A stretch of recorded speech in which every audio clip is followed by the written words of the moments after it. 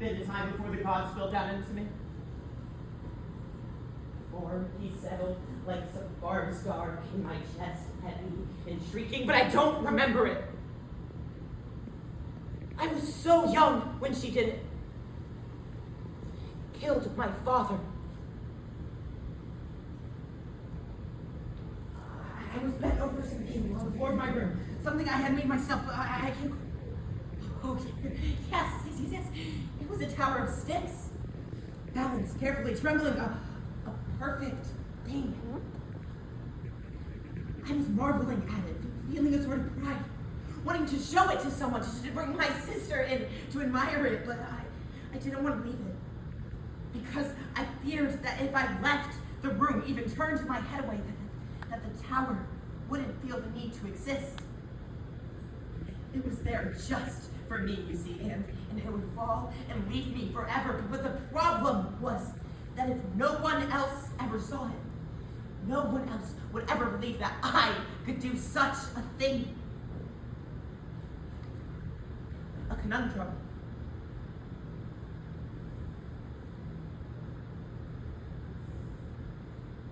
That's when I heard screaming.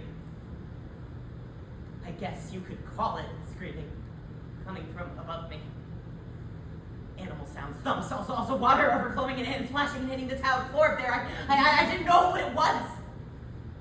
It didn't occur to me that sound could be coming from anything like a human being, let alone my father. A man who I only really glimpsed that day, someone on his way up the stairs to. Not for a second did it occur to me that a sound like that could come out of such a man. No, what concerned me most was the shaking. I didn't like the way that the thumping was making the house quiver because of the tower. Of course, I was afraid for the tower, but it just would not stop. You see, the thumping, like the beast on the chain stomping, and that sound coming out of something's mouth. It just would not stop until I looked away from my tower. I betrayed it. I looked up at where the plaster was falling and where the water was making a kind of widening sore in the ceiling, a blister that dripped. It was then. It must have been then, just as I realized that those sounds were father dying sounds, mother killing, father dying sounds. I looked back at that tower that I had made. That improbable, delicate thing that no one would ever believe, including me. Now, just displayed, meaningless sticks scattered around like trash. No trace of it.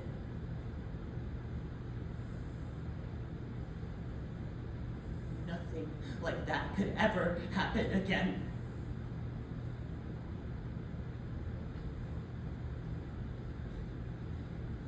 That's when I felt the gods descend.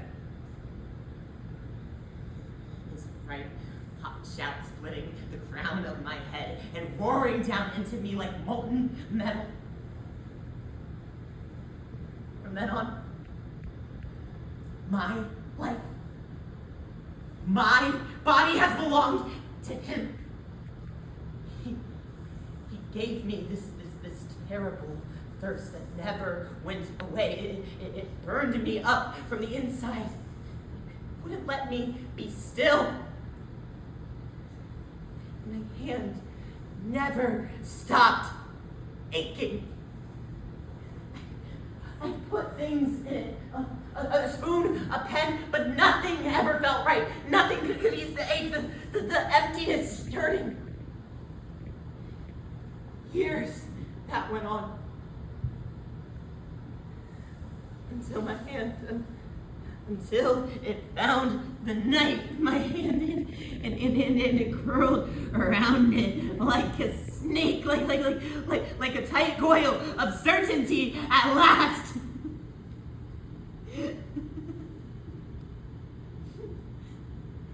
Then,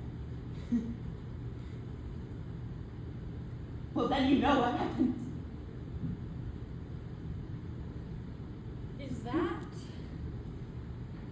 Is that your defense? The stream, I can't wake up. I can't wake up. On the basis of this, we are to pass judgment? No, wait, please just... Electra, it doesn't matter. What do you think you can protect me from now? The worst has happened, and I have done it. What can we expect from anyone? What do we deserve? Justice. But not by blood this time. No more. There has to be another